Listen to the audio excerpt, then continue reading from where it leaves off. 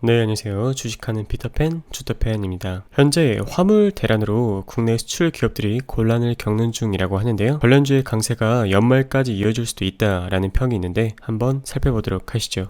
먼저 현재 화물 대란 상황에 대해서 간단하게 브리핑을 드려보도록 할게요. 제목은 이렇습니다. 화물 대란, 임시 선박 투입, 중기에는 운임 지원도. 정부가 국내 수출기업의 화물 대란을 해소하기 위해 임시 선박을 추가 투입하고 중소기업의 운임을 지원한다라고 합니다. 지난해 하반기부터 시작된 화물 공급난이 해소되기도 전에 최근 전 세계 백신 접종이 확대가 되면서 수요가 폭증함에 따라 2차 화물 대란으로 번질 조짐이 보이자 정부가 추가 대책을 발표한 건데요.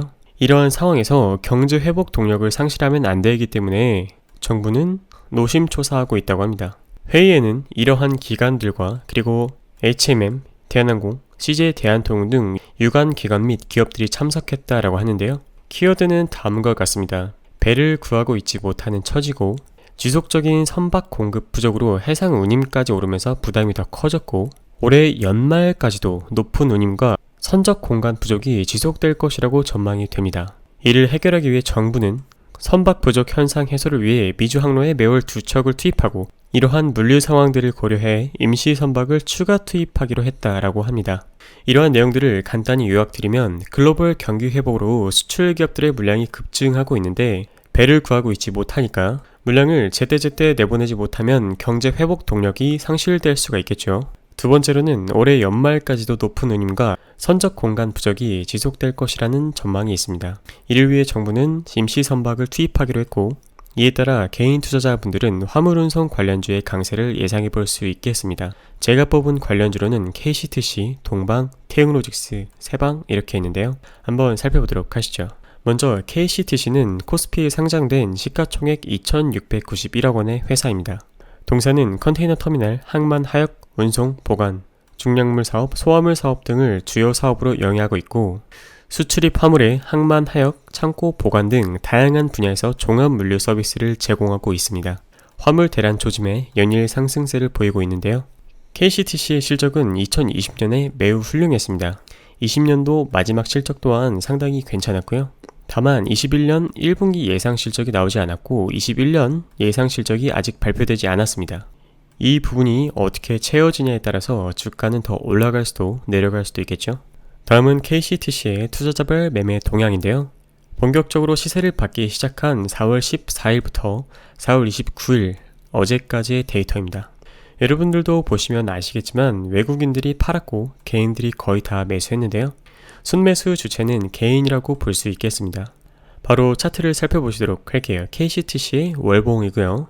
월봉 이동평균선은 현재 정배열 상태로 추세는 지속되고 있다라고 볼 수 있겠고 바닥권에서 거래량이 터진 이후에 주가는 계속해서 오른쪽으로 올라가고 있는 모습입니다. 월봉상 수급 또한 상당히 안정적으로 계속 발생하고 있고요. 이러한 거래량은 KCTC가 상장된 이래로 가장 큰 수급이 지속되고 있다라고 볼 수 있겠습니다. 외부에서 발생한 추세선은 아직 작용할지 안 작용할지는 모르겠지만 저희가 의식해 볼 수 있는 부분 중에 하나이기 때문에 일단은 그어놨습니다. 바로 주봉으로 넘어오셔서 주봉 이동평균선은 현재 정배열 초입 상태고 단기 저항으로는 9,920원 정도를 들 수 있겠습니다. 만약에 9,920원을 한 번에 돌파한다라고 하더라도 외부 추세선으로 작용할 수 있는 1,500원 정도를 저항으로 잡아볼 수 있겠는데요.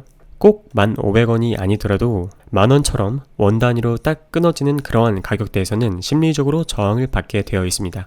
높은 확률로 말이죠. 거래량을 보시면 아시겠지만 상장 이래로 가장 활발하게 수급이 계속되고 있고 이번 주에 거래량을 보시면 수급이 강력하게 발생했죠. 마지막으로 일봉입니다. 저희가 눌림목에서 매수를 받아본다면 7,630원부터 8,130원까지 받아볼 수 있겠고요. 오늘날에 발생한 수급을 보시면 여기 이 자리에서 수급이 발생한 다음에 상한가를 무려 한 번, 두 번, 세 번이나 갔거든요. 그때와 동일한 수급이라고 볼 수 있겠습니다. 아니, 오히려 더 크네요. 이러한 거래량은 매수 포인트에 있어서 긍정적인 요소로 작용할 수 있기 때문에 저희가 KCTC를 매수한다고 했을 때 매수 포인트 중 하나로 고려해 볼 수 있는 부분입니다. 네, 다음은 동방이라는 회사고요. 코스피에 상장된 시가총액 2,842억 원으로 KCTC와 비슷한 수준의 시가총액입니다. 동사는 항만 및 물류 거점을 통한 네트워크 시스템을 구축하고 항만 하역 및 육상 해상 운송 사업을 주로 하고 있는데요. 초중량물 운송, 설치, 삼자물류 등등의 물류 사업을 영위하고 있고 광양 선박 등을 연결 대상 종속회사로 보유하고 있습니다. 마찬가지로 화물 대란 조짐의 상승세를 보여주고 있죠. 동방의 2020년 실적은 매우 훌륭했습니다. 근 3년 동안 가장 좋은 성적을 보여주었는데요. KCTC와 마찬가지로 21년 예상 실적은 아직 발표되지 않았습니다. 1분기 실적 또한 아직 미정이고요. 다만 동방의 부채 비율과 유보율은 저희가 조금 주의해야 할 부분이라고 생각되네요. 동방의 수급 동향입니다. 마찬가지로 4월 14일부터 4월 29일까지의 데이터고요. 개인분들이 가장 강력한 매수세를 보였지만 잇따라 기관, 투신, 금융투자도 따라 붙는 모습을 보여주었습니다. 특히 투신이 어제 날짜로 따라 붙었기 때문에 이 점 고려해 보시고요. 외국인들은 동방이라는 종목을 다 매도한 것처럼 보이네요. 바로 동방의 월봉으로 살펴보시도록 할게요. 여기서 매도 거래량이 나왔지만 사실 매우 강하지는 않았습니다. 그리고 월봉 이동평에서는 아직 정배열 상태이기 때문에 추세는 견조하다라고 볼 수 있겠고요. 이 구간은 동방이 상장한 이래로 가장 큰 거래량이 터진 구간입니다. 이렇게 바닥권에서부터 큰 거래량이 들어오기 시작할 때 어떠한 종목이든지 간에 저희들은 관심 종목에 등록해놓고 모니터링 해야 할 필요가 있습니다. 월봉상 단기 저항은 1,100원 정도로 보여지네요. 주봉으로 살펴보시더라도 게릴라성 수급이 들어왔는데요. 여기서 한 번, 두 번, 세 번 이 이후에 장대 양봉을 만들면서 주가는 저점을 만들지 않고 위로 한 번에 쭉 잡아 올리는 그런 모습을 보여주었죠. 여기서부터 여기까지 가격 조정이 나왔지만 비교적 큰 거래량 없이 큰 매도세 없이 하락 조정이 이루어졌습니다. 그리고 오늘날의 자리부터 거래량이 재차 증가하고 있기 때문에 상승에 있어서 좋은 포인트로 작용할 수 있는 부분이고요. 특히 이 캔들 패턴, 네모박스 구간의 첫 번째 캔들 같은 경우는 거래량을 동반한 윗꼬리를 단 모습으로 마무리를 한 주봉 캔들인데요. 이러한 캔들의 경우는 상승을 위해 힘을 비축하는 모습을 보여줄 수 있겠다라고 추측해 볼 수 있는 캔들입니다. 실제로 다음에 주봉팽이 캔들을 한 번 더 만들어줘서 매수와 매도에 대한 상황 주시를 한번 해줬고요. 이번 주 캔들 또한 매도세를 이겨낸 캔들 패턴으로 아직 마무리되진 않았지만 좋은 모습을 보여주고 있습니다. 마지막으로 동방의 일봉입니다. 일봉으로 자세히 보셔도 하락 구간에서 거래량은 많이 발생하지 않았죠. 그 말은 즉 누군가는 물량을 아직 들고 있다라는 이야기고요. 일봉상 여기서 한번 수급이 발생했습니다. 저희가 매수를 고려할 때 신뢰할 수 있을 만한 거래량인지 아닌지 꼭 한번 체크해 보시는 것을 추천드리고요. 저는 개인적으로 이 정도 거래량이면 신뢰할 만하다라고 생각하고 있습니다. 1차 단기 저항은 9,010원으로 보이고 2차 단기 저항은 만원 정도로 보입니다. 오늘날의 자리에서 진입하기에도 큰 부담 없는 자리라고 보여지네요. 아직 큰 상승이 이뤄지지 않았기 때문이죠. 세 번째로는 태웅로직스고 코스닥에 상장된 시가총액 1,743억 원의 회사입니다. 동사는 국제물류 주선을 주요 사업으로 영위하고 있고 20년 동안 거래한 석유화학 관련 대기업과의 거래를 통한 인적, 물적 인프라가 구축되어 안정적인 물량을 확보하고 있습니다. 세 번째로는 우진 글로벌 로지스틱스와 합작 투자 계약을 체결하고 헝가리 쪽에 합작 법인을 설립하여 동유럽 물류 시장을 공략 중이라고 하네요. 마찬가지로 화물 대란의 상승세를 보여주고 있죠. 태웅로직스의 20년도 실적은 꽤나 준수했습니다. 이어지는 21년도에는 근 4년 동안 가장 좋은 성적을 보여줄 거다 라는 예상치를 부여받았는데요.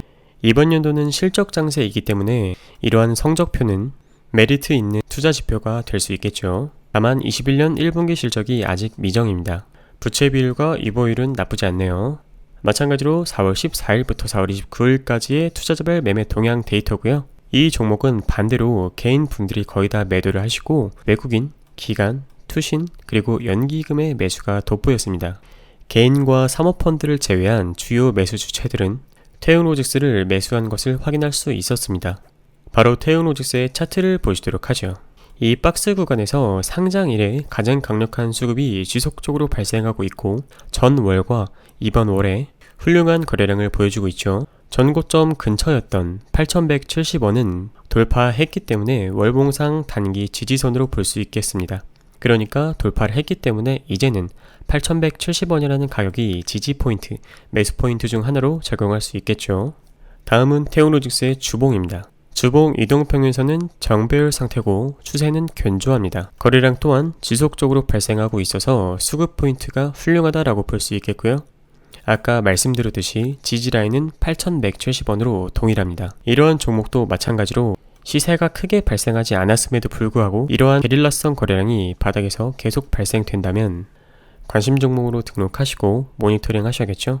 마지막으로 테오로직스의 일봉입니다. 일봉 이동평균선은 현재 정배열 상태이고요. 고점을 한 번 더 높였는데 RSI 수치는 같이 높여지지 않았기 때문에 저희들이 좀 지켜봐야 될 것 같습니다. 일봉상으로 매수 포인트를 잡아볼 수는 없겠고요. 다만 이러한 흐름은 좋다라고 보여지네요. 가격을 쭉 상승시키고 파동을 깨지 않은 다음에 한 번 더 올리는 이런 패턴 말이죠. 15분봉으로 테오로직스의 매수 포인트를 잡아본다면 매수 가능 가격대는 8,530원부터 8,390원이 되겠습니다. 이 구간을 잘 지켜준다면 단기 저항 구간인 9,330원부터 9,150원 구간을 노려볼 수 있겠죠. 마지막 종목은 세방입니다. 동사는 코스피에 상장되어 있고 시가총액은 2,819억 원입니다. 위 회사는 항만하역과 화물 운송업을 주요 사업으로 영위하고 있고요. 60년대부터 쌓아온 기술과 노하우로 벌크 하역과 컨테이너 하역에 강점을 지니고 있고 한국해운, 세방익스프레스, 세방부산 신항물류 8개의 연결 대상 종속회사를 보유하고 있다라고 합니다. 전세계 항만시장 간 경쟁의 가속화로 항만해운, 항공운송 등 전 영역에 걸쳐 전략적 제휴 및 합병을 통한 대규모 네트워크를 강화하고 있습니다. 위 회사의 20년도 실적은 상당히 준수했는데 21년 실적은 아직 미정입니다. 그러나 부채 비율과 유보율은 상당히 준수하다라고 볼 수 있겠네요. 실적 발표만 잘 나오면 더 좋은 모습을 보여줄 수 있을 것 같은데요. 매매 동향을 살펴보시면 4월 14일부터 4월 29일까지의 매매 동향입니다. 개인, 외인, 기타 금융, 사모펀드가 던진 물량을 기관과 금융투자가 거의 다 받아 먹었습니다. 한번 차트를 통해 살펴보시죠.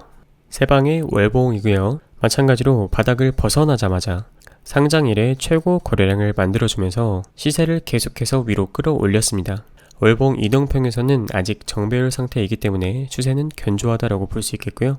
월봉상 1차 저항은 17,250원, 2차는 19,850원 정도로 볼 수 있겠습니다. 여기 제가 박스친 구간에서 윗꼬리가 상당히 많이 달린 모습을 볼 수 있는데요. 이는 두 가지 해석을 들 수 있습니다. 첫 번째로는 개인 투자자들을 털어내려는 윗꼬리, 두 번째로는 매물을 소화하려는 윗꼬리입니다. 개인적으로는 후자라고 보여지는데 물론 가격이 위로 올라와 봐야 판단이 되겠죠.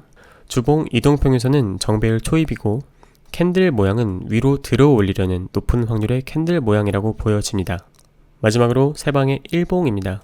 1차적으로 저희가 매수를 받아본다면 14,000원부터 13,750원, 2차로는 13,000원에서 받아볼 수 있을 것 같은데 지수가 당장에 큰 폭으로 하락하지 않는 이상은 13,000원까지는 오지 않을 것 같지만 1차와 2차 포인트 참고해 주시고요. 일봉으로 봤을 때 단기 저항은 15,450원입니다. 매수를 잘 받고 지지를 받은 다음에 단기 저항을 뚫고 지지를 받으면 다음 저항대인 17,250원을 갈 수 있겠죠. 물론 시세가 강하고 거래량이 계속 따라 붙어준다면 19,000원 후반대까지도 갈 수 있을 거라고 보여집니다. 화물대란의 투자 포인트는 다음과 같습니다. 대장주 역할을 하는 종목의 주가 흐름에 따라 다른 종목들이 커플링 될 수가 있는데요. 이 말은 즉 삼성전자의 주가가 큰 폭으로 하락하면 다른 반도체 회사들의 주가 흐름도 약해지는 것처럼 대장주 역할을 하는 종목이 강하면 다른 종목들도 같이 올라갈 확률이 높고 대장주 역할을 하는 종목이 반대로 약하면 다른 종목들도 약할 확률이 높습니다. 두 번째로는 실제로 화물 운송을 위해 정부의 전폭적인 지원이 이뤄질 예정이고요. 이런 것들이 해소되기 힘들다면 최소 3분기까지는 화물 관련 종목들의 시세가 강할 수 있다라고 보여집니다. 마지막으로는 변동성이 심한 종목들인 만큼 저희들의 지속적인 모니터링이 필요하겠죠. 오늘 소개해드린 화물대란 관련 종목들 여러분들에게 도움이 되셨다면 구독, 좋아요, 알람 설정까지 부탁드릴게요. 감사합니다.